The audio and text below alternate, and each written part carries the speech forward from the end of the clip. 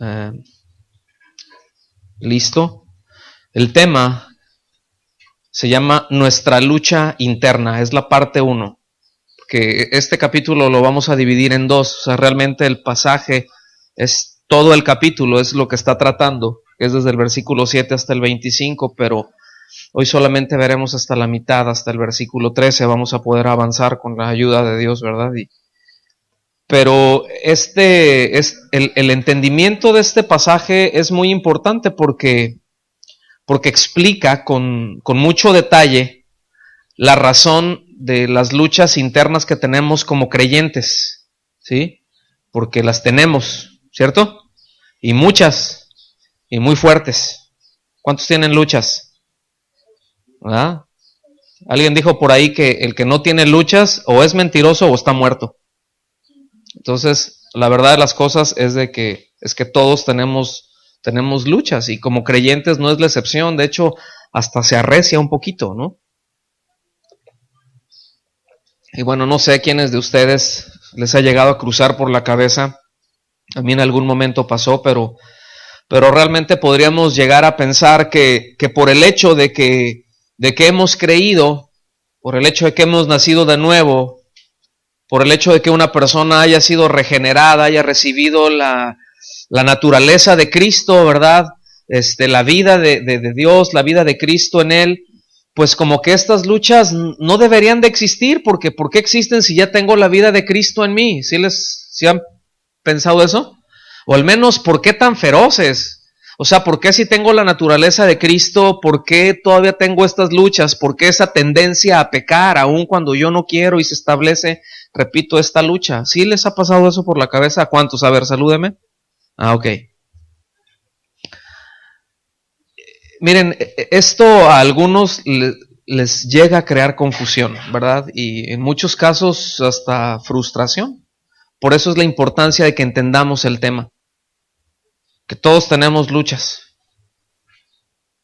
En un lado, en otro, algunos tienen una tendencia hacia algunas cosas, otros tenemos otra tendencia hacia otros lados, pero lo cierto es de que todos lo tenemos. Y la palabra nos explica, y eso es un consuelo muy grande, ¿no? El hecho de que podamos, miren, siempre que vamos a Dios, siempre tendremos respuestas en Dios. En todas las cosas tendremos respuestas en Dios. Ahora nada más quiero hacer un paréntesis antes de entrar a que veamos el texto. Sí debo decirles que en sí todo el pasaje, es uno de los pasajes más difíciles de interpretar. ¿Sí? Por eso tenemos que verlo con detenimiento, tenemos que verlo con detalle, porque si lo leemos así nada más como que de rápido, de repente hay como que trabalenguas, ¿no? De repente está diciendo esto, pero como que mira, aquí ya se contradijo, pero aquí ya no, y luego que sí, luego que no, y luego que quién sabe. Pero por eso es complicado, porque hay algunos juegos de palabras y hay algunos conceptos que necesitamos ir muy despacio. Por eso estamos yendo versículo por versículo y tratando de explicar cada uno de ellos. ¿Están aquí conmigo? Ok. Bueno, en primer lugar, estoy dando una semblanza general del pasaje. Este pasaje nos aclara que lo que nos lleva a pecar, ahorita van a ver por qué se los digo, lo que nos lleva a pecar no es la ley misma, ¿verdad? Sino el propio pecado que se encuentra alojado en nuestra carne. ¿Cuántos tienen carne? ¿Verdad? Y no vamos a exponernos de cuántos kilos estamos hablando, pero ahí se encuentra en nuestra carne, porque nuestro cuerpo, nuestra carne no ha sido redimida. Y la prueba de eso es que andamos con machaques algunos, ¿verdad? Y morimos porque no ha sido glorificada, no ha sido redimida aún nuestra carne, ¿verdad? Lo va a hacer, será glorificada. Es decir, en un creyente la glorificación es un tema irreversible y eso lo vamos a ver, ¿verdad? Pero hasta entonces, hasta que el Señor venga por nosotros, ¿cuántos esperan al Señor? Hasta que el Señor venga por nosotros o muramos, lo cierto es de que vamos a experimentar esta lucha interna. Es que es injusto, es que es muy fuerte, es que lo que sea, así es. Porque estamos en esta carne, estamos en este cuerpo y este cuerpo se deteriora. Sí, y debo decir, a causa del pecado que entró en el hombre. No estoy diciendo con esto que cuando una persona está enferma está mal y está en pecado, no estamos hablando de esas cosas. Es una consecuencia natural, ¿sí? ¿Qué pasa si nos pegamos un atracón de tacos, verdad? Y algo no estaba bien ahí en la comida, ¿cuántos nos enferman? O como en algunos casos nos damos una enfriada de aquellas, ¿verdad? Y al ratito andamos todos tronados. Andamos todos, pues con el cuerpo cortado y andamos con la garganta mal. Eso no quiere decir que andamos mal, simplemente quiere decir que nuestro cuerpo, pues, así es, se descompone. Este pasaje nos hace muy conscientes de la absoluta necesidad que tenemos de confiar y de esperar en la gracia de Dios. Ponga atención en todo esto que estoy diciendo. Pero al mismo tiempo nos explica el resultado de cuando confiamos en nosotros mismos, fíjense.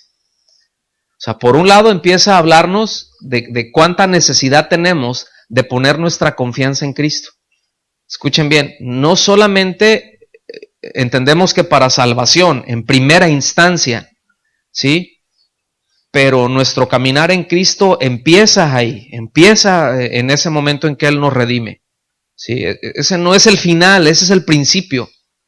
Y ya de ahí seguimos necesitando fe y seguimos necesitando gracia de Dios cada día de nuestra vida. Cada día, para todas las cosas que hacemos. Porque poner nuestra confianza o tener la esperanza en nosotros mismos nos va seguramente a meter en problemas. Entonces, debido a esto, y bueno, toda la argumentación anterior, los que han estado siguiendo la serie van a identificarlo esto. Por eso es importante ser constantes. Hay toda una argumentación antes de llegar a este punto. Hay cosas que se están tratando, ¿sí? Por eso es necesario el contexto. O sea, va avanzando. Pero anteriormente el apóstol Pablo explica ahí en la carta, ¿verdad?, de que somos siervos de la justicia. Voy a mencionar algunas de las cosas que él dice que el creyente es. Que somos siervos de la justicia, que somos libres de la ley, y ya entendemos acerca de esto. Libres de la ley no quiere decir que estemos sin ley en el sentido de no estar sujetos a nada, ni a nadie, ni a Dios mismo, sino sin ley, que no estamos sujetos a la ley, es sujetos a la ley para salvación, que no somos salvos por guardar la ley, sino por creer en Cristo. ¿Estamos? Nos habla de una analogía que usa para el matrimonio, ¿recuerdan? Cómo nos ilustra la condición que tenemos en Cristo, y también explica cómo hemos muerto a la ley, así como que estábamos casados con la ley, ¿verdad? Estábamos unidos a la ley, pero que una vez que ha venido Cristo, que hemos creído, pues morimos a la ley. Entonces ya no estamos sujetos a la ley, ya estamos libres para unirnos a otro. Y habla, ese pasaje que vimos la vez anterior, no habla acerca del matrimonio, repito, es una analogía nada más que nos ilustra cómo un hombre y una mujer cuando están casados, pues no se pueden unir en matrimonio, no pueden tener una unión verdadera, una unión real con nadie más, ¿verdad? Hasta que uno de los dos muere. Entonces ya cuando muere, entonces ya quedó libre. ¿Estamos? Y eso es lo que trata, ese es el asunto que va tratando ahí. Que no estamos sujetos, ¿verdad?, a la ley, ya lo hablamos, no en el sentido moral, sino que no estamos sujetos a la ley para ser justificados, que ahora vivimos bajo otro régimen, ¿verdad? Veíamos la clase anterior o el tema anterior, el régimen de la vida en Cristo que opera en nosotros como creyentes, que no estamos sujetos a una regulación para ser justificados, que no tenemos una lista de cuántas buenas hiciste y cuántas malas, y hay una hoja de balances ahí, ¿verdad? Y depende cómo salgas al final, es si te vas al cielo, si te vas al infierno. sea, no es así, eso lo deja muy claro. Pero con todo esto que va diciendo, perdón, bien podría crear una idea equivocada y concluir que la ley en sí misma es algo malo. Fíjense, con todo esto, porque, póngame atención, voy a hacer un paréntesis. Hoy en día se da mucho esto. Hoy en día, si alguien que quiere caminar, digamos, en rectitud para con el Señor y quiere ser obediente y quiere, pues para ser obediente tengo que saber qué es lo que Él dice, y lo que Él dice está en su palabra, no está en revelaciones personales. ¿Estamos? Tengo que ir a su palabra y saber qué es lo que Él dice. Entonces, cuando alguien habla con alguna persona que se llama, o que se dice cristiana, que se dice un creyente, y traes el tema de las escrituras, de la palabra de Dios, y bueno, vamos a ver qué es lo que Dios dice. Hay un buen sector que de inmediatamente, así como que respinga un poco, ¿verdad? Como que dice, no, pero a ver, espérate, no seas legalista, pues es que el Señor dice, o hay este sentir, y tenemos que tener mucho cuidado con eso, porque somos obedientes y debemos de ser obedientes a lo que Dios establece, repito, en su palabra. ¿Sí? Y yo creo que no es muy difícil de entender eso. El asunto es de que sí es una piedra en el zapato dentro de la iglesia a nivel general. Sí es un tema ese dentro de la iglesia. Entonces, algunos con esa idea, luego como que concluyen que las escrituras, ¿verdad? O algunos dicen, no, es que yo puro Nuevo Testamento. Ya el Antiguo Testamento ese ya hay que desecharlo. Pero dices, bueno, es que el Nuevo Testamento es la explicación del Antiguo Testamento. O sea, el Antiguo Testamento no pasa su vigencia. Algunas cosas ahí están y obviamente entendemos que ya no son así porque ya cambiamos de ese régimen, ¿sí? Pero están ahí y están ahí con un propósito y aún hoy en día nos sigue enseñando el carácter moral de Dios, nos sigue enseñando acerca de la santidad de Dios. ¿Sí me doy a entender?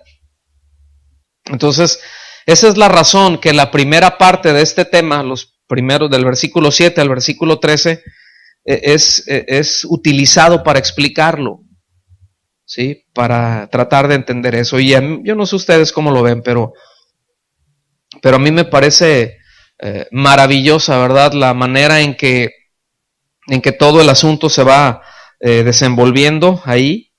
Es decir, cómo el apóstol Pablo se va incluso anticipando a preguntas que pueden salir, y eso nos habla de que era un buen maestro.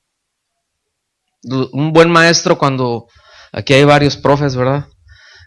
Pero cuando va a exponer, uno a la hora de exponer tiene que pensar en las preguntas que pueden surgir a la hora de que se está exponiendo algo.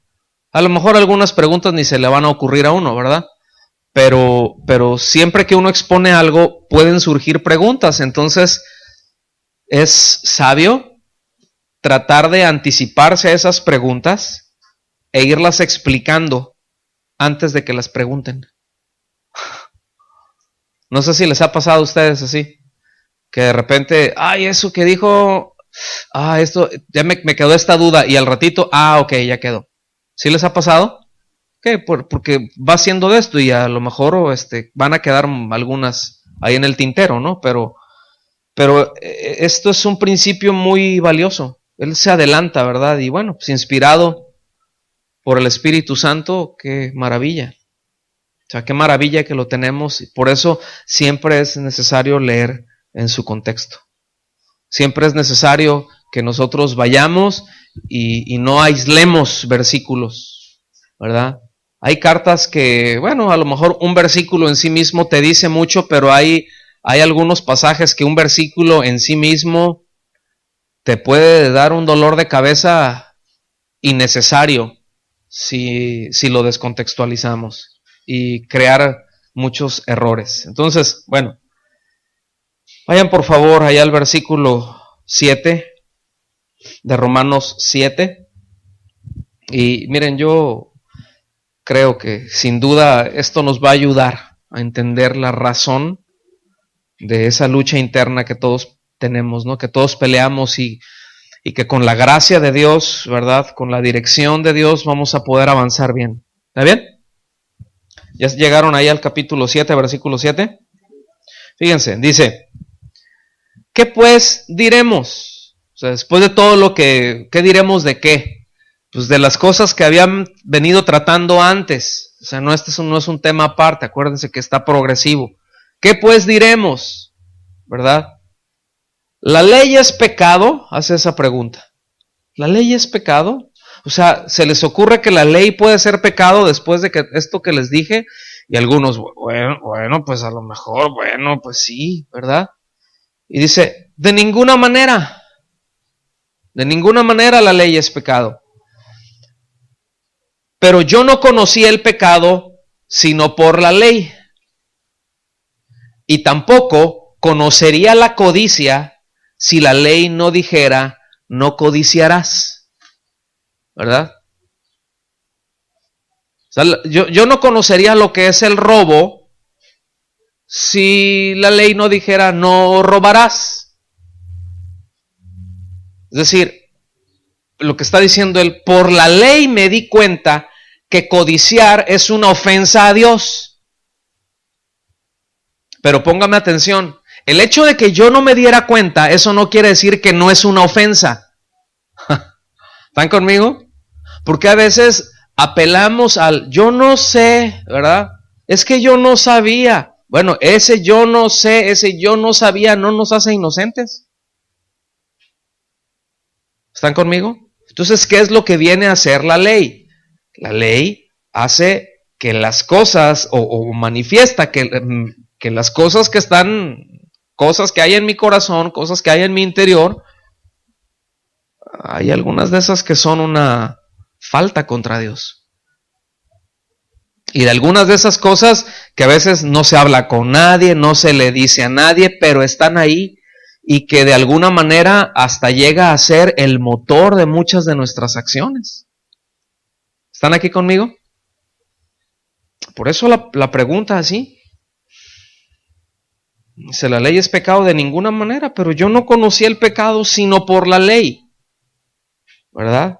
Y tampoco conocería la codicia si la ley no dijera, no codiciarás. Entonces, repito, después de haberles dicho lo anterior, hace este planteamiento, ¿verdad? La ley es pecado porque él está consciente de que ellos podían llegar a esta conclusión equivocada.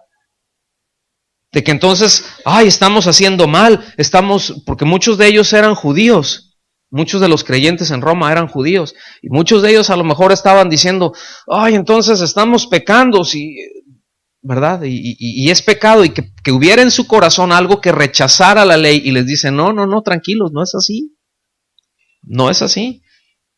Pero el pecado, la ley está evidenciando el pecado en nosotros. ¿Sí?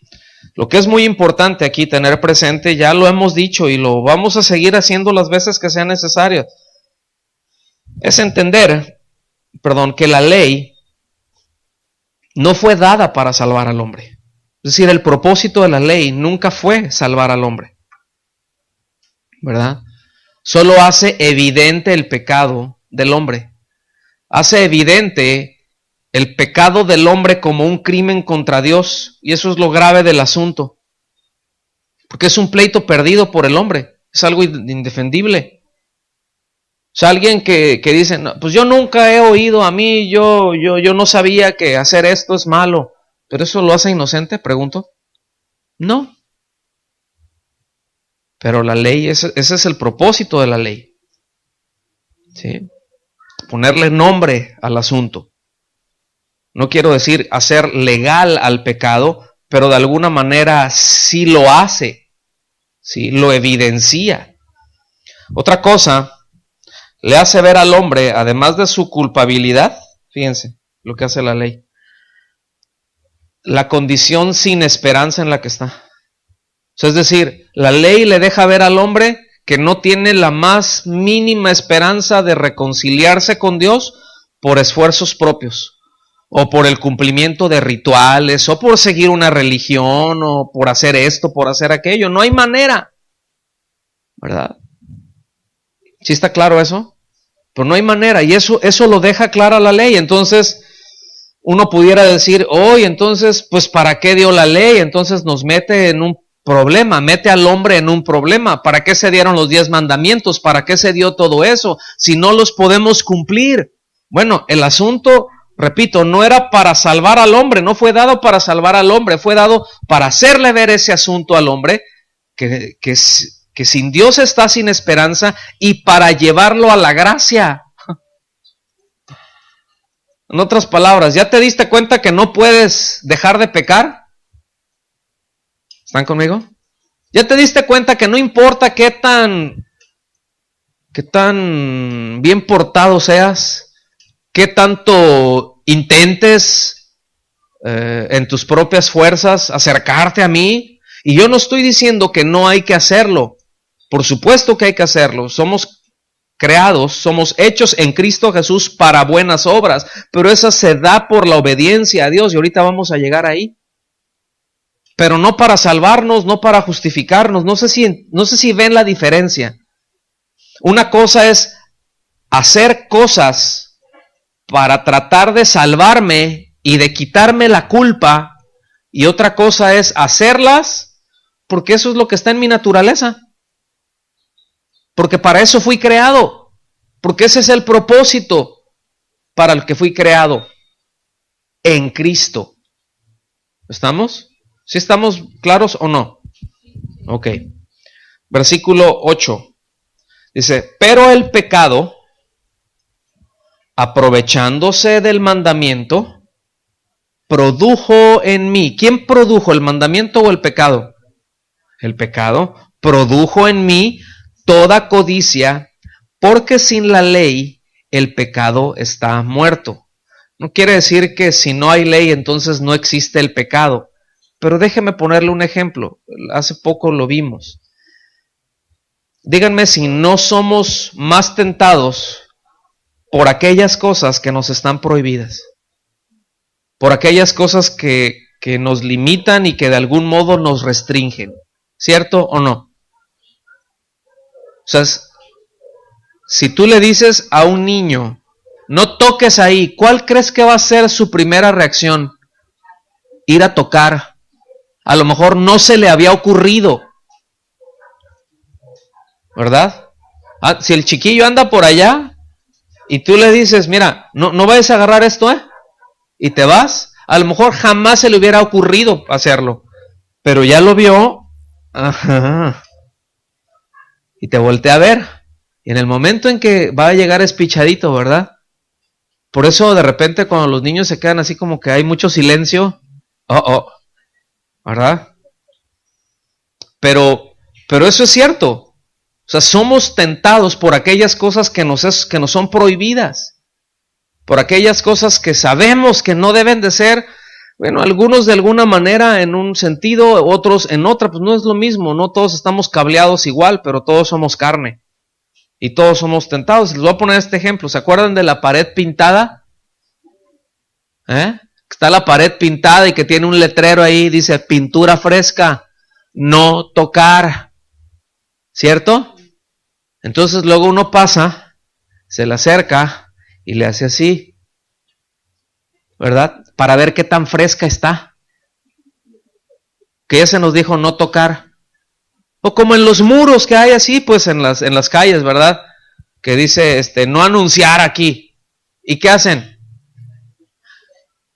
Yo luego ya he dudado si ponemos letreros aquí afuera de no estacionarse, ¿verdad? Porque aunque está en rojo y todo, llegan y la gente no respeta. Y, ¡ay, no! Pero le dices, no estacionarse, parece que le dices, párate aquí y chueco. ¿Sí? Ocupa 2 o 3 lugares, no importa. Tú eres muy importante y traen un carrito chiquito y ocupan 3 lugares. Dices, ¿cómo le hacen? Es más fácil meterse de una manera que quedar así, pero bueno, tiene talento para pecar luego, ¿verdad? Entonces, esa es una realidad, ¿verdad? Entonces, lo que nos dice es que la ley pone de manifiesto la naturaleza del pecado. La ley agita el pecado, hace que se revele,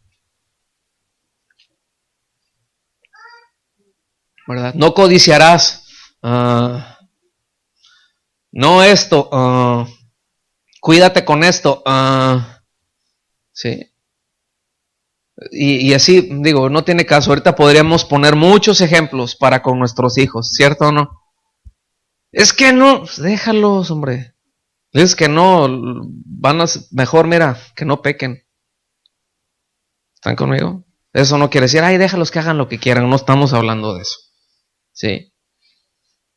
Pero es que, mamá, me quiero poner un zapato rojo y el otro es azul, ¿verdad? No. Pues se ve gacho, pero si tú te lo quieres poner, tú eres el que vas a andar haciendo el ridículo, ¿no? Más camina delante de nosotros, que no piensen que venimos contigo y ya. ¿Sí? ¿Sí saben lo que quiere decir la palabra suéter? ¿No? Ya ven, sí, es un suéter. ¿Saben lo que quiere decir suéter? Es prenda de vestir que le ponen a los niños cuando la mamá tiene frío. ¿Ah? O sea, a veces ahí el chiquillo anda todo sudando, anda escurriendo, ¿verdad? Pero pues la mamá no, está ahí sentadita, está tranquilita, está platicando y ya le llegó el frío y ponte el suéter. Te está haciendo mucho frío, ¿verdad? Entonces, pues bueno, a veces hay que, no te lo pongas, ¿no? No te lo pongas. Nada más no te quejes luego. Que anda así como lloviznando, ¿verdad? ¿Sí están conmigo? Seguimos, versículo 9. Hoy vamos a terminar temprano. De veras. Tengan fe. Versículo 9 dice, y yo, sin la ley, viví en un tiempo, pero al venir el mandamiento, el pecado revivió y yo morí. ¿No les parece de repente así medio, como que quedé igual, pues, ¿no? Yo sin la ley viví en un tiempo, pero al venir el mandamiento, el pecado revivió y yo morí. Ese sin la ley no quiere decir que estuvo libre de la ley. Quiere decir que estuvo con un entendimiento superficial acerca de la ley. Porque yo les recuerdo, Pablo en este caso, y le está diciendo a otros, pero Pablo era judío. Y él nació dentro del judaísmo. Es decir, entiéndame esto, él aprendió a leer con las escrituras. Sí, era el libro de texto para ellos. Entonces lo conocía desde de memoria. A los 14 años podían citar el libro de Isaías de memoria. Sí, ese era cuando hacían su celebración del Bar Mitzvah. Es como de adolescentes que ya pasan a otra etapa. Sí, lo recitaban de memoria. Entonces no es de que fuera un ignorante en el sentido de no tenerla, sino más bien que no entendía el propósito de la ley, no entendía la naturaleza de la ley, no entendía el origen de la ley, ¿verdad? Entonces cuando eso ocurre y tienes ley, ¿qué pasa? ¿Cómo le pasó a él? Bueno, queda limitado al cumplimiento de ciertos rituales, a la observancia de ciertas normas, sin comprender que la ley lo que está haciendo es revelar el carácter santo, justo y bueno de Dios, que nos lleva a confiar, que nos lleva a depender por completo, en la gracia de Dios, que nos lleva a depender de Cristo. Entonces es lo que pasa con una persona, aún en la iglesia. Póngame atención aquí. Porque hay veces que hay buena intención,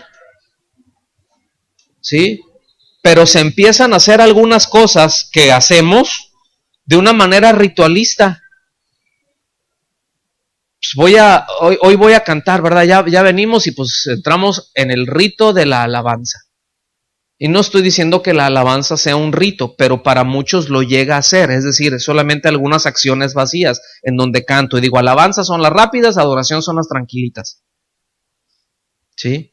Y hay que cantar rápidas y después tranquilitas y después las ofrendas, si hay anuncios se dan y si hay esto y esto y luego viene la palabra. Déjeme decirle eso es solamente una liturgia, eso es solamente una manera de hacer las cosas porque de alguna manera se tienen que hacer. ¿Están conmigo?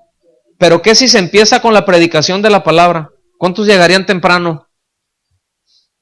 Porque luego dicen, no, es que ahí está la alabanza, luego ya puedo llegar ya despuesito, pero sí, ya con que llegue, o como cuando antes decíamos que íbamos a la de Roma, ¿verdad?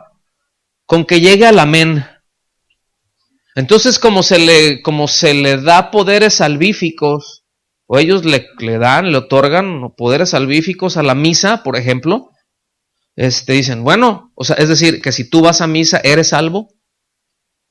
Entonces, ya con que llegue al amén, ya con eso le hice.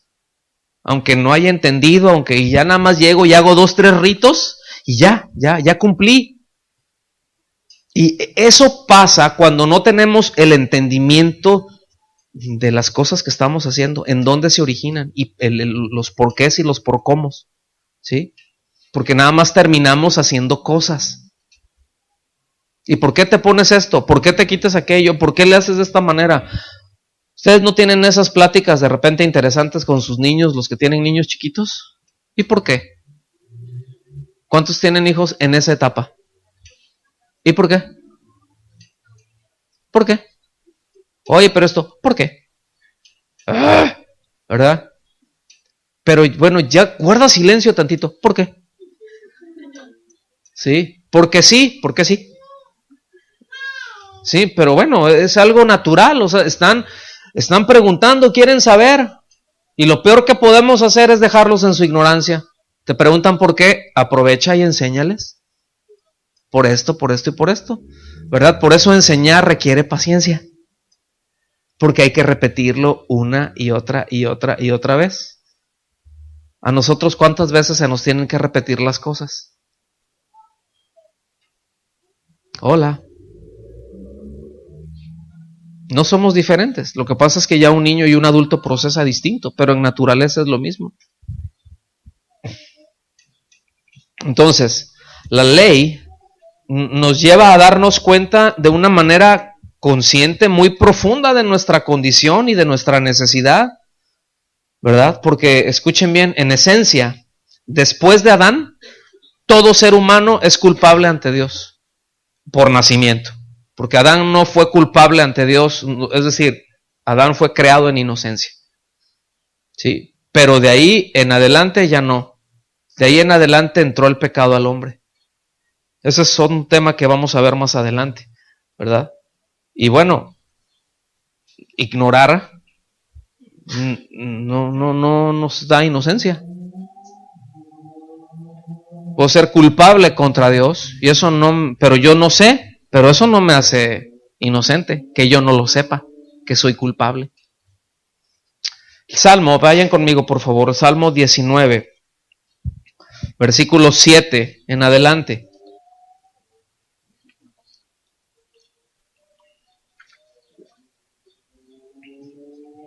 Salmo 19, versículo 7 en adelante. ¿Están listos? ¿Sí o no?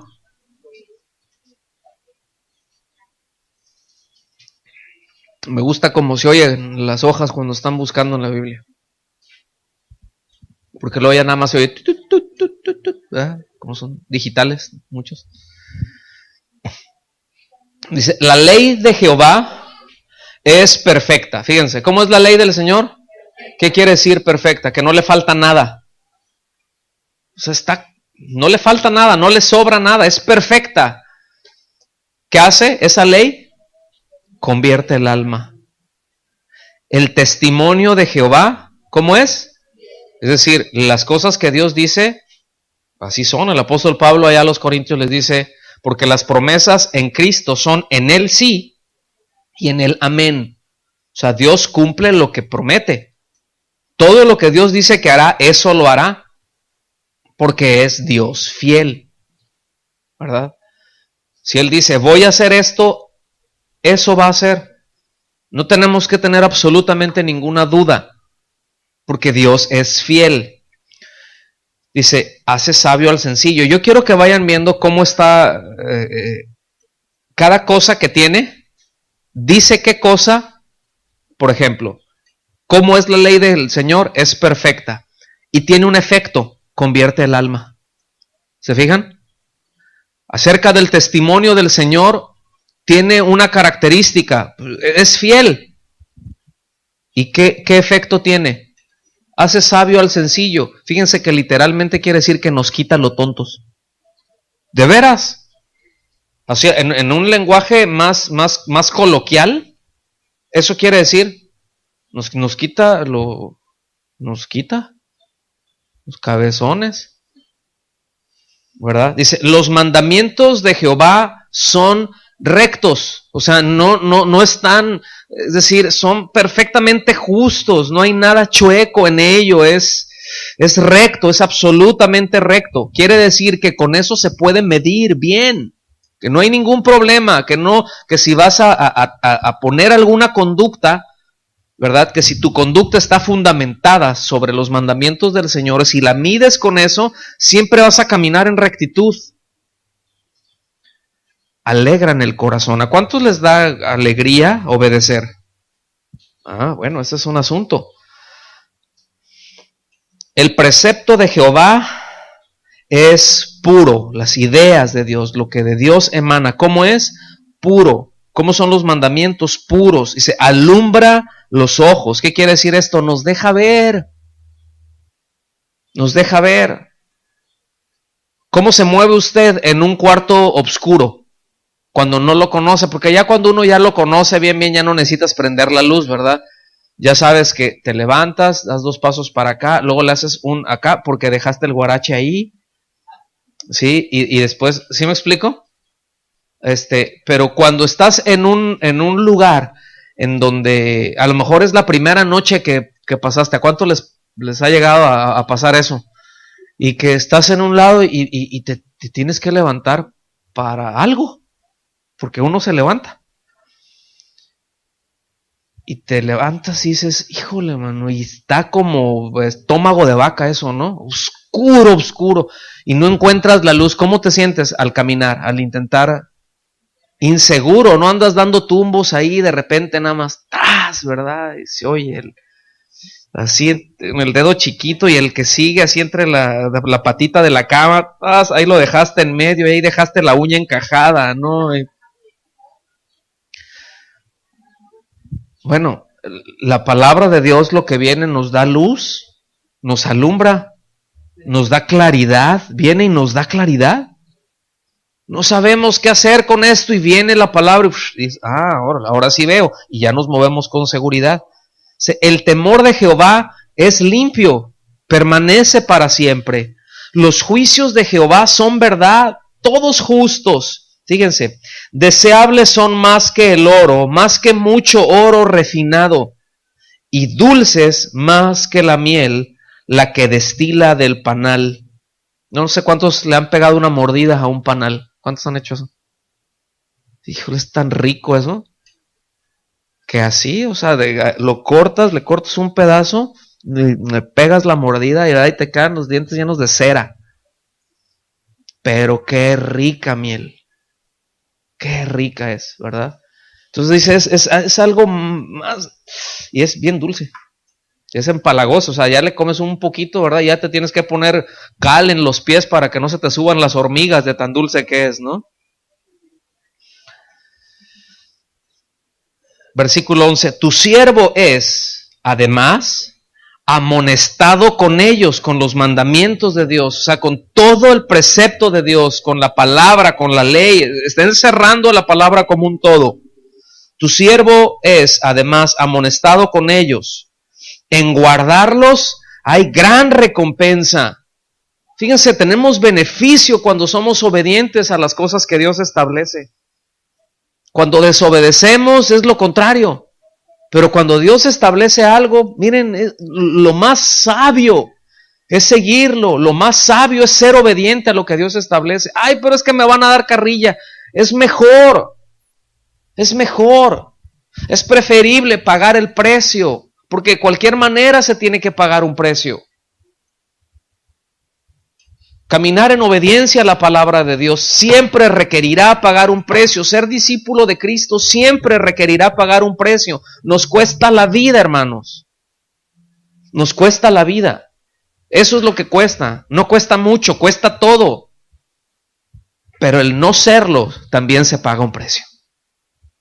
Yo no sé cuál de las dos facturas prefiere usted pagar. Yo le aconsejo, vaya a la palabra, pida la guía del Espíritu Santo y que la palabra le diga qué es lo que tiene que hacer. Ya sabe para qué nos hacemos, ¿verdad? Ser obedientes. Versículo 12. Fíjense bien, aquí quería llegar. ¿Quién puede discernir sus propios errores? ¿Quién puede discernir sus propios errores? ¿Cuántas veces, por cuántos años hemos dicho cosas que pensamos que esa es la neta del planeta?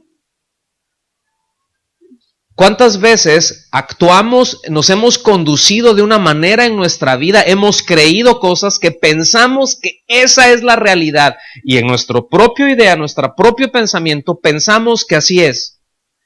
Y llega la palabra de Dios y ¡plop! Resulta que no. ¿Alguien ha tenido esa experiencia? Entonces, ¿quién puede discernir sus propios errores? A veces son muy obvios, pero hay veces que no.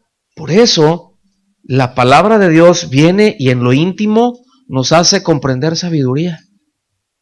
Por eso viene la palabra de Dios, ¿verdad? Y cuando yo pienso que no ando mal, ¿verdad? Y viene la ley y te pone la regla. Y está uno todo como la rumorosa, ¿verdad? Así toda la carretera, toda chueca, con unos voladeros bien peligrosos nuestros caminos. Y decimos, híjole, Señor, yo pensé que andaba bien. O al menos no pensé que anduviera tan mal. Porque a veces decimos eso. Yo no ando tan mal. ¿Verdad? Aquí no tienen que decir amén para no quemar a nadie. Pero a veces decimos, es que yo no ando tan mal. Es que no se trata de no andar tan mal, se trata de andar bien. ¿Sí? No se trata de andar poquito mal, no, se trata de andar bien. Eso es lo que Dios desea establecer en nuestros corazones. ¿Quién puede, repito, discernir sus propios errores? Líbrame de los que me son ocultos. Es decir, hay pecados en mí, hay errores y en algunos casos horrores que yo no me doy cuenta, Señor. Ahora, ¿quién le dijo aquí al salmista incluso orar de esta manera? Es una oración muy inteligente, ¿eh? Señor, mira, yo sé que hay cosas que yo no discierno, ¿sí? Y que puedo estar actuando mal sin saberlo. Líbrame de eso, Señor. Déjame ver los que sí sé, pero aún de los que yo no me doy cuenta, líbrame de ellos, porque hay consecuencias. Entonces, Señor, déjame verlos. ¿Sí lo ven? Entonces, ¿cómo podemos decir que la ley es mala? O sea, ¿cómo podríamos decir? ¿Sí ven el por qué de alguna manera Pablo se adelanta con eso? ¿Estamos o no? Esa es la razón por la que hay tantos creyentes nominales. ¿Sí se entiende el término creyente nominal? Un creyente nominal es aquel que cree. ¿Sí? Es decir, sí soy cristiano, pero ¿por qué? ¿Por qué dices que eres creyente? Porque repetí una oración, ¿verdad? O porque me congrego, porque yo soy chiquito ahí ando entre las, ¿verdad? Y traen una piel así, como hasta escamas tienen, ¿verdad? Les escurre algo verde. Tienen unos cuernitos ahí, los ojos inyectados y de sangre, ¿verdad? Y hasta colmillos traen. Pero no, yo desde chiquito estoy en la iglesia. Yo sí soy hermano, ¿verdad? A veces son hermanos de Drácula, ¿no? O de Frankenstein o de alguien así, pero a veces piensan que son creyentes porque tienen tiempo yendo a una iglesia o porque mis papás son creyentes. Y luego los papás le dijeron, no, yo declaro a mis hijos salvos. Y por fe ellos son salvos. Y les dice, no, mira, hay que hablarles el evangelio, hay que predicarles. No los asustes.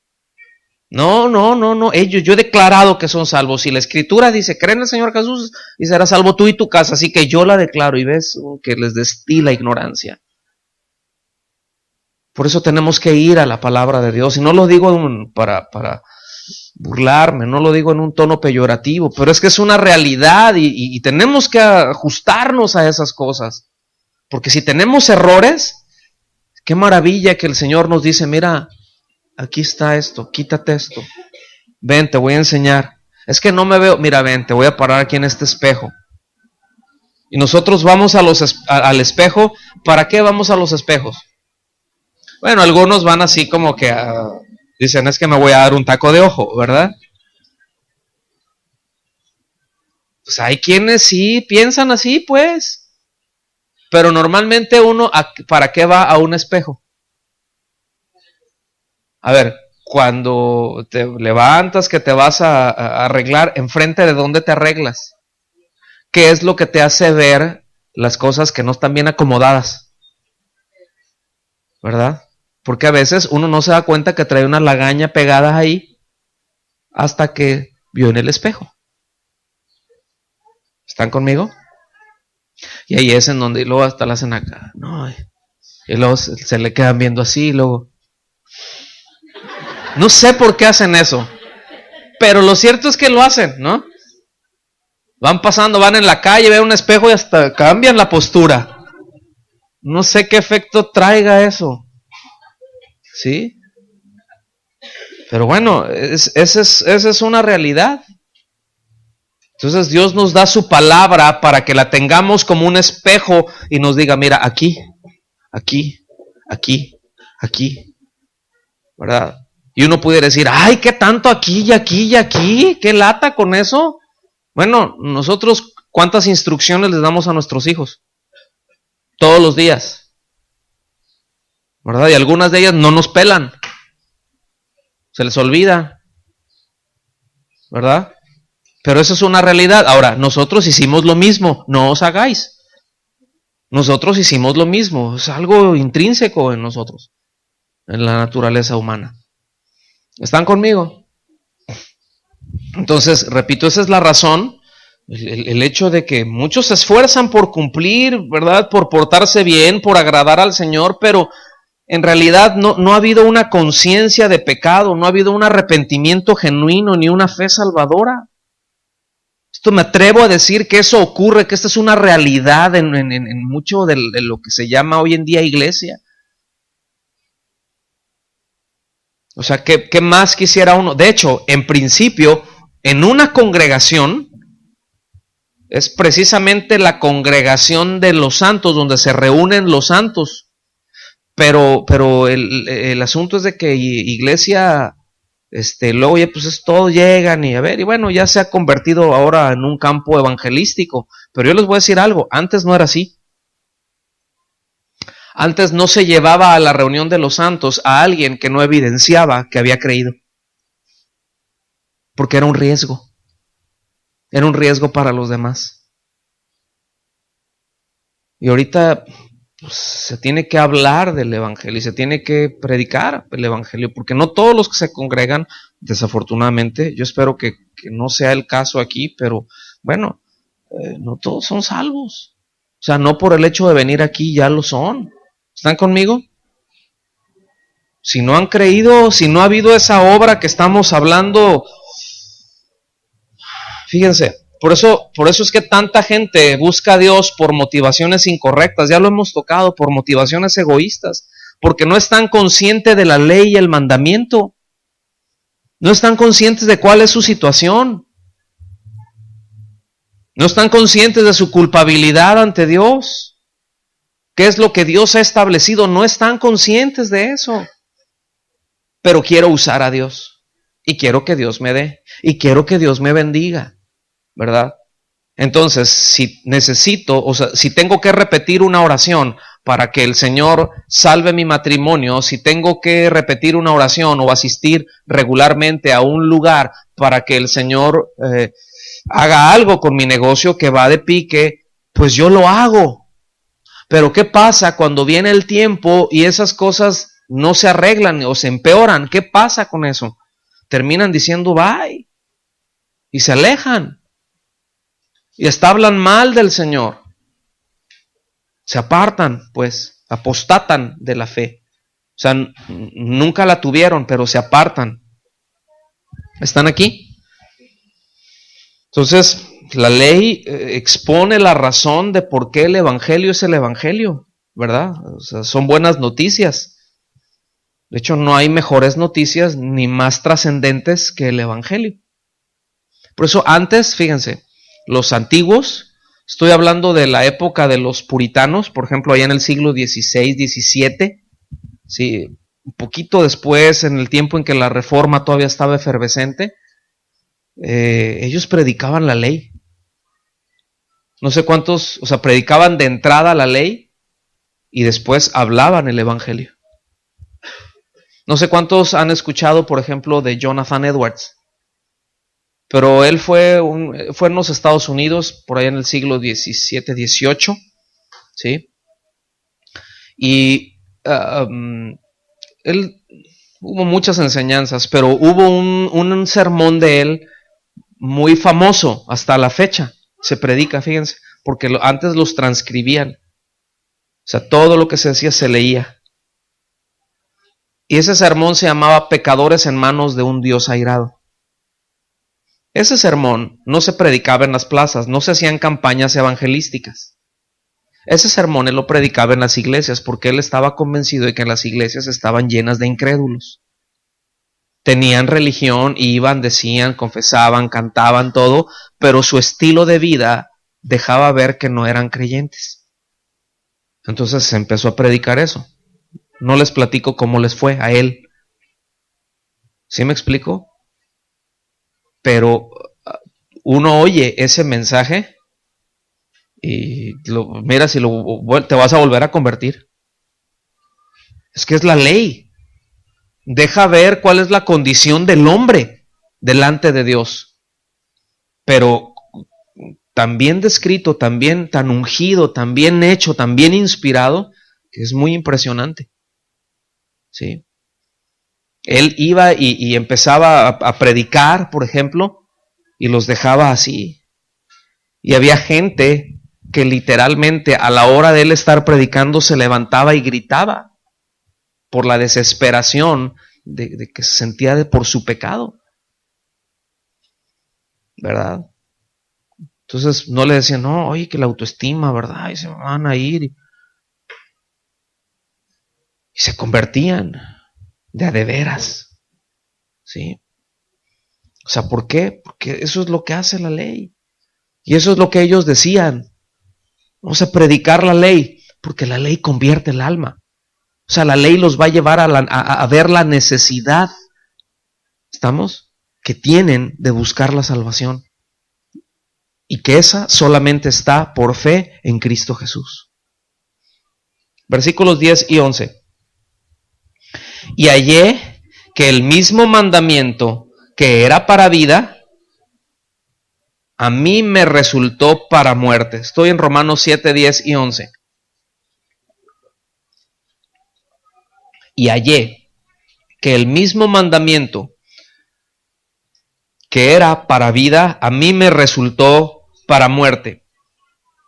Porque el pecado, digan conmigo el pecado, ¿se fijan? Aprovechándose del mandamiento, me engañó y por él me mató. Si se fijan cómo va desde un principio. A ver, la ley es pecado de ninguna manera. Entonces, ¿qué es lo que dijo? No, pues es que es el pecado que se tomó ventaja. No el mandamiento, no la ley, el pecado. ¿Sí? Entonces, miren, para el Señor Jesucristo, el Hijo de Dios, Dios mismo encarnado, caminar como un hombre, Él, aquí en la tierra, en obediencia perfecta al Padre, era algo natural. Él era algo en lo que Él encontraba deleite y satisfacción. Él encontraba un deleite en honrar al Padre. Sí. Les voy a hacer una pregunta teológica de examen. ¿El Señor Jesús podía pecar? A ver, ¿el Señor Jesús podía pecar? A ver, están divididos y una casa dividida no prevalece. Pues no estaba en su naturaleza. No estaba en su naturaleza. ¿Sí? O sea, él no era como nosotros. No estaba en su naturaleza. Por eso él le dijo a Satanás, nada tienes en mí. O sea, no hay absolutamente nada que puedas agarrar en mi contra. No tengo absolutamente ninguna debilidad en mi carne, aunque era hombre. Y en esa humanidad lo tentó, ¿se acuerdan? Estando en el desierto, ¿qué fue? ¿Con qué lo tentó? Con las necesidades que tiene todo hombre, de sacar provecho, ¿verdad? Y de irse por hacer un atajo. Pues si eres el Hijo de Dios, pues a ver, convierte estas piedras en pan. ¿Ustedes creen que lo podía hacer? Sí, no, hombre, se pudo haber aventado unas tortas cubanas acá, ¿verdad? Unas tortas de pierna así. Ah, no, porque él no, bueno, de pierna de venado, porque él no comía esas cosas. Sí. Pero se pudo haber, cierto, pudo haber hecho, o sea, él no tenía necesidad, él tenía el poder creador, él es el que, él hizo los cielos y la tierra con su palabra, y con su palabra la sustenta. ¿Ustedes creen que aventarse un par de tacos ahí que le representaba algún problema? Dice, no solo de pan vivirá el hombre. Y tuvo cansancio y muchas cosas, pero nunca pecó. Fue tentado en todo como hombre, pero nunca pecó. En Juan 8, 28 y 29, fíjense, les dice, le dijo pues Jesús, cuando hayáis levantado al Hijo del Hombre, aquí cuando lo hayáis levantado se estaba refiriendo cuando lo crucifiquen. ¿Okay? Cuando hayáis levantado al Hijo del Hombre, entonces conoceréis que yo soy y que nada hago por mí mismo, sino que según me enseñó el Padre, así hablo. Fíjense, el mismo Señor Jesucristo dice, yo no traigo un mensaje propio, mi mensaje es del Padre. O sea, como hombre, mantuvo esa línea. Porque el que me envió, conmigo está. No me ha dejado solo el Padre. Fíjense, porque yo hago siempre lo que le agrada. Esa es su manera de caminar del Señor. Pues que así seamos nosotros, ¿no? Que esto esté en nuestro corazón, hacer siempre lo que le agrada, pero para hacer lo que le agrada, ¿qué necesitamos? Su palabra y la dirección del Espíritu Santo, ¿no? Salmo 40, versículos del 6 al 8, brínquenle para allá. Salmo 40, versículos del 6 al 8, dice, sacrificio y ofrenda no te agradan. Has abierto mis oídos. ¿Para qué se abren los oídos? Ok, para oír, para escuchar. Has abierto mis oídos. Holocausto y expiación no has demandado. Versículo 7. Entonces dije, he aquí, vengo. En el rollo del libro está escrito de mí. Está hablando, o sea, eso obviamente es un salmo mesiánico. Está hablando por parte del Señor Jesús. El hacer tu voluntad, Dios mío, me ha agradado y tu ley está en medio de mi corazón. Oye, pero como que hay una contradicción porque la ley dice que se hicieran sacrificios y expiaciones. Entonces como que se está contradiciendo, ¿no? No hay contradicción. Lo que está diciendo es que hacer sacrificios y ofrendas y todo así, si no está en el corazón, hacer la voluntad de Dios es perfectamente inútil. Eso no se agrada, o sea, no se agrada en el acto solo. Pues voy a la iglesia. Es más, ya no voy a ir porque no quiero ser hipócrita. Pues yo hoy no tenía muchas ganas de venir, la verdad. Que me estaba sintiendo muy mal desde, y así como que, ay, qué Padre, hoy, bueno, dice Señor, pues dame la fortaleza. Y Dios te da la fortaleza y aquí estamos. ¿Sí me explico? Pero no sé si me estoy dando a entender. Que no es el rito, no es la acción por sí misma, sino que es nuestra voluntad rendida al Señor, lo que Él desea. Y de ahí van a salir las acciones que al Señor le agradan. Fíjense que esto ha sido desde el principio de la relación con Dios, con el hombre, ¿verdad? Ustedes vean, si tenemos que aprender de dónde venimos y a dónde tenemos y a dónde vamos, ¿a quién tenemos que ir? ¿O a dónde tenemos que ir en las Escrituras? Obviamente al origen. Y eso es un principio que Lucas establece. Cuando le dice a Teófilo, dice, yo he investigado y he decidido escribirte estas cosas desde su origen. No desde el pasado, sino desde el origen.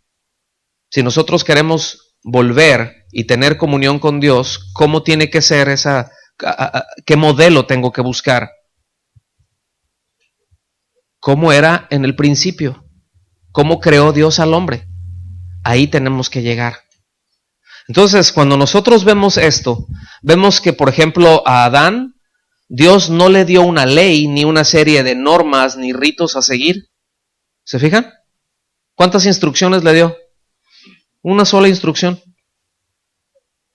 Le dio una orden. Déjeme decir esto. Le dio una instrucción, le dio una orden que sí podía cumplir. ¿Verdad? Que sí pudiera seguir. Seguir las instrucciones de Dios no son obras, hermanos. Seguir las instrucciones de Dios es fe. Es decir, cuando Dios le dijo a Adán, no coman del fruto de este árbol, ¿le estaba demandando obras o le estaba demandando fe? ¿Ah? Fe. Estaba demandando obediencia. Obediencia es, o fe es eso, es obediencia a la palabra de Dios, obediencia a lo que Dios establece. Entonces, ¿le estuvo demandando hacer cosas o no? Una sola instrucción le dio. Entonces, desde un inicio, ¿qué es lo que Dios demanda de nosotros para estar en una relación correcta con Dios? Fe, obediencia. Entonces, ¿en dónde pasó o cuándo cambió el asunto? Pues no cambió. Pero ¿en dónde entendió el hombre como que tenía que hacer cosas para agradar a Dios? ¿En dónde le vino la idea al hombre de que tenía que hacer cosas para justificarse? Que podía seguir una serie de ritos y con eso ya la hacía. Pues no se originó en Dios esa idea, ¿verdad? Sí queda claro eso, hermanos. ¿Cómo vamos de tiempo?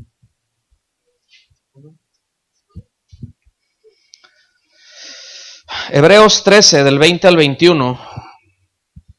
Se los leo rápido, porque todavía nos queda un buen tramo por avanzar. No me voy a detener en este pasaje, simplemente quiero enfatizar algunas cosas. ¿Sí me dan un poco más de tiempo hoy? ¿Sí? ¿Tienen prisa? ¿Hambre? Poquita. Aguante. Y el Dios de paz, que resucitó de los muertos a nuestro Señor Jesucristo, el gran pastor de las ovejas, por la sangre del pacto eterno, o sea, por el nuevo pacto que fue ratificado en su sangre, dice, os haga aptos, o los equipe. Eso es lo que quiere decir hacer aptos. Lo vimos esto el miércoles en una serie que empezamos.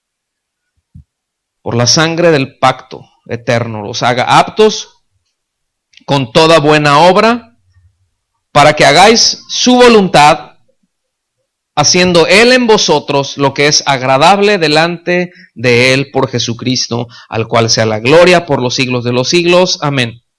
¿Sí? En otras palabras, entrar a ese pacto con el Señor, y no estoy hablando de pactos de manda dinero o da dinero, sino es entrar en esa fe, en el nuevo pacto, ¿ok? Por la sangre que ratificó el pacto, la sangre de Cristo, que nos lavó de nuestros pecados. Ese hecho de haber creído, Él nos equipa, nos hace aptos, ¿sí?, para hacer su voluntad. Es decir, si no hemos creído, el hombre no puede hacer la voluntad de Dios, no puede vivir una vida en agrado a Dios. Si el hombre no se expone al Evangelio, no es expuesto al Evangelio, ¿cómo? Lo mejor que podrá hacer es seguir una serie de ritos. Entonces, la ley para el hombre natural, fíjense bien, la ley para el hombre natural concluye en muerte. La ley para el hombre natural concluye en condenación, por cuanto es culpable. El hombre sin ley, es decir, sin el entendimiento del propósito, la convicción dada por el Espíritu Santo, esa que ya hablamos, escúcheme bien, para el hombre natural resulta sencillo ser engañado por el pecado, en que cumplir la ley, ¿sí?, puede ser justificado sin la intervención de Cristo. Para el hombre natural resulta sencillo ser engañado. Solamente haz esto y esto y esto. Por eso hay un montón de religiones con tanto éxito. Que no necesitas a Cristo. O está bien Cristo, pero además haz esto. Y ese además haz esto, pues se han prestado para muchas manipulaciones. Versículo 12. De manera que la ley a la verdad es santa y el mandamiento santo, justo y bueno. Aquí establece la idea, ¿verdad?, al recordarnos cuál es la naturaleza de la ley, la naturaleza del mandamiento. Entonces, fíjense cómo manifiesta el carácter de Dios. Qué gracia, ¿no? Qué gracia. En Lamentaciones, capítulo 3, se los voy a leer. Capítulo 3, versículos 31 al 33, dice: el Señor no rechaza para siempre, antes bien, si aflige, también se compadece según su misericordia. O sea, sí nos surte. Versículo 33. Pues no se complace en afligir o entristecer a los hijos de los hombres. O sea, Dios no encuentra deleite en eso. No es algo que le cause deleite eso al hombre, a Dios. Lo que le proporciona placer a Dios es que el hombre obedezca. Es que el hombre viva para su gloria. Isaías capítulo 1, versículos del 13 al 20. Los voy a leer. No me voy a detener mucho en esto. Solo voy a enfatizar algunas cosas. Muy rápido, por el tiempo. No me traigáis más vana ofrenda. Fíjense, le está hablando a un pueblo que seguía con sus ritos, que creían, ¿sí? Pero lo estaban haciendo de una manera ritualista. Si ya no me traigas más vana ofrenda. ¿Qué es vano? Hueco, vacío, sin sentido. El incienso me es abominación. Fíjate. O sea, lo que me estás ofreciendo, pero es que aquí en la ley dice y tú dices, entonces te lo ofrecemos así. Me es abominación. Luna nueva, sábado, el convocar asambleas, dicen, no lo puedo sufrir, o sea, ya no lo tolero. O sea, todas tus reuniones ya no las tolero. Todas tus fiestas solemnes, ya no las tolero. Ya para. Fíjate lo que le está diciendo. Me son gravosas. Dice, no las puedo sufrir, son iniquidad vuestras fiestas solemnes. Mi alma aborrece vuestras lunas nuevas y fiestas solemnes. Me son gravosas y cansado estoy de soportarlas. Pues ¿qué no eran para el Señor? Pues ¿qué no eran para agradarle a Él, para honrarlo a Él? Luego, ¿qué pasó entonces? Cuando extendáis vuestras manos, o sea, que levanten sus manos, yo esconderé de vosotros mis ojos. Asimismo, cuando multipliquéis la oración, yo no oiré. Fíjate, llenas están de sangre vuestras manos. O sea, era todo un ritualismo impresionante.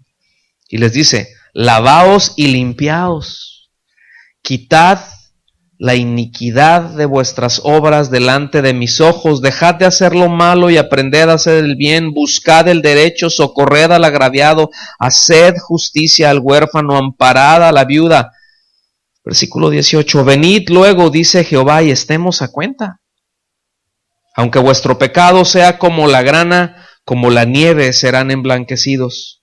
Aunque sean rojos como el carmesí, vendrán a ser como blanca lana. Versículos 19 y 20 son muy importantes. Si queréis y escucháis. Esa palabra si queréis, o si quieren, el hebreo está hablando de si ponen su voluntad en esto, es decir, si rinden su voluntad. Y escucháis, esa es la palabra shama, ¿sí? ¿Qué quiere decir escuchar con inteligencia para obedecer? Es decir, si escuchas con la intención de obedecer, si escuchas con el deseo de obedecer, ¿cuántos desean obedecer realmente a Dios? Porque podemos decir que sí, pero ¿qué es lo que está dentro de nuestro corazón? Si queréis y escucháis, entonces dice, comeréis de lo mejor de la tierra. O sea, van a estar bien. Si no queréis y sois rebeldes, es la antítesis de lo anterior, seréis consumidos a espada. La boca de Jehová lo ha dicho. Es decir, esto es algo que ya está. Esto es completamente congruente a lo que Juan dice. Ahí en el capítulo 3 de Juan. ¿Sí? El que tiene al Hijo tiene la vida. Pero el que no, dice. El que cree tiene vida, pero el que se rehúsa a creer en el Hijo, la ira de Dios está sobre él. Es perfectamente congruente, o sea, encaja perfectamente. Versículos 13 y final, y vámonos metiéndole ya velocidad. Entonces, es como una conclusión, ¿lo ven? Ese entonces. Entonces, lo que es bueno vino a ser muerte para mí, o sea, algo bueno me mató. Dice, de ninguna manera. Más bien, el pecado, para mostrarse como pecado, produjo en mí la muerte por medio de lo que es bueno. Fíjate. A fin de que el pecado, por medio del mandamiento, llegara a ser extremadamente pecaminoso. Es decir, aquí ya concluye la idea, aclarando que no es la ley lo que produce muerte en el hombre, sino el pecado que está en el hombre, contestando a la pregunta que hizo en el versículo 7. ¿Ven por qué me tenía que venir con mucho detalle? Yo sé que esto está medio espeso, pero es muy importante entender esta parte. O sea, hay que entender algo, hermanos. No se trata de cosas externas. No se trata de circunstancias. Ay, si me cambiara esto. Ay, si no tuviera esto. Ay, si... Uy, iba a ser... Uy, si tuviera esto, entonces yo le echaría ganas. Uy, no es eso. Está en el corazón. Simplemente la palabra lo que viene es que la expone.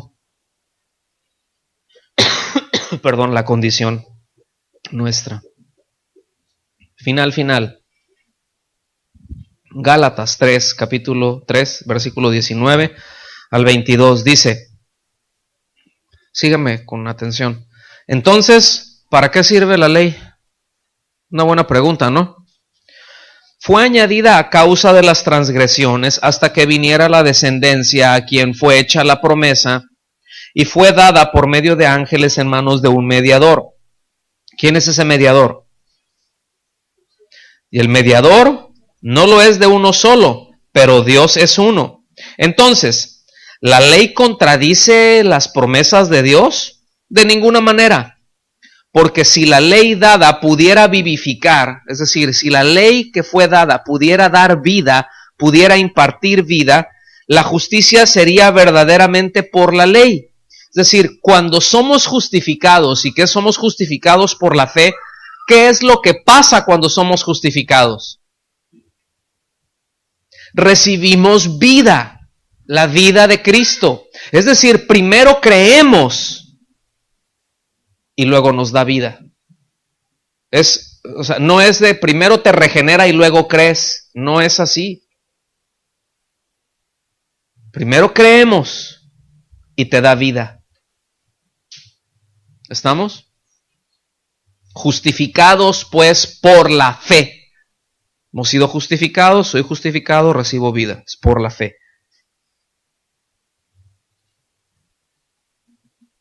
Ya me perdí. Ok, versículo 22. Pero la Escritura lo encerró todo bajo pecado, para que la promesa que es por la fe en Jesucristo fuera dada a los que hacen mucho. ¿A los que qué dice? ¿Y quiénes son los creyentes? Los que creen. ¿A quiénes es dada la promesa? A los que creen, que tienen confianza en lo que Dios ha establecido. Ahora, ¿ven por qué cuando se expone la palabra de Dios nos desnuda y hasta nos incomoda? En esas áreas obscuras luego de nuestro corazón. Y se empieza a exponer así como que, ¿verdad? Y a veces nos pellizca el alma. A veces nos pellizca adentro. Nos golpea también. Entonces miren, mis hermanos, Dios es bueno. Y Él siempre va a querer enderezar nuestros caminos y podemos confiar en Él. Podemos confiar en Él. Podemos venir a Él y decirle lo que el salmista dijo ahí en el Salmo 139, el versículo 23 y 24 dice: examíname, Dios, y conoce mi corazón. Pruébame y conoce mis pensamientos. Fíjense, cuando Dios nos prueba es porque Dios no sabe cómo vamos a reaccionar. Cuando dice, tenemos que corregir algunas ideas. Ahí les va. Es que el Señor me está probando para ver cómo iba a reaccionar. ¿Será que Dios no sabía cómo ibas a reaccionar? Sabía desde antes de la fundación del mundo. Entonces, ¿quién es el que aprendió cómo está reaccionando ante tal cosa? ¿Quién es el que se tiene que dar cuenta de qué material está hecho?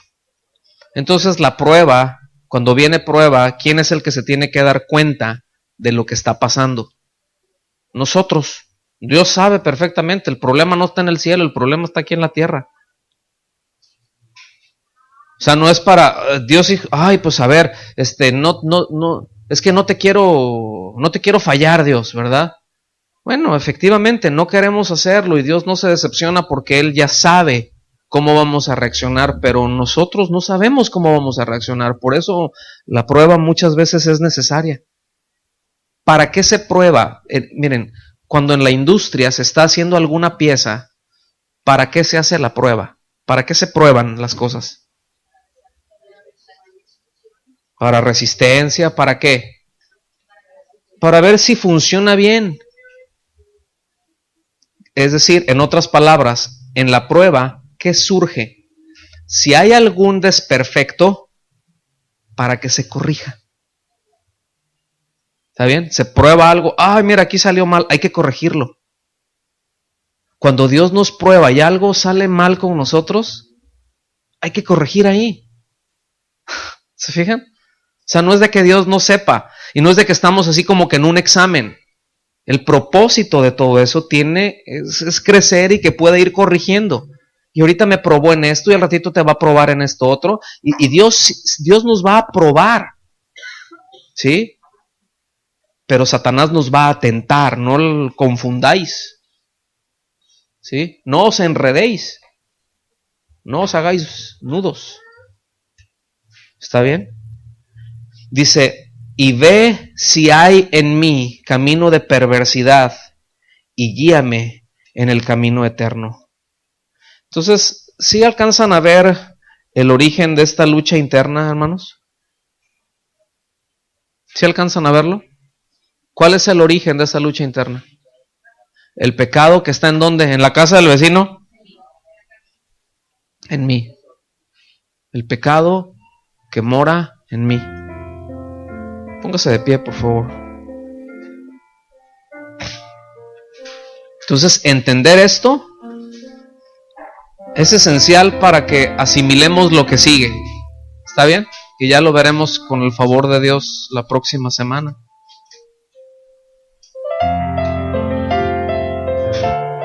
Que Dios nos permita ver lo horrible que es el pecado, hermanos. No lo horrible de los pecados del otro. Ya con los nuestros tenemos, pero bastante trabajo. Tenemos suficiente trabajo hasta que el Señor venga o hasta que muramos. Y eso estará demandando una continua revisión, una continua prueba. ¿Están aquí conmigo? Y después de que se probó y se vio, se corrigió, sigue avanzando, pero adelante se hace... Dios nos va pasando y nos va metiendo a algunos en unos procesos, a otros nos mete en otros.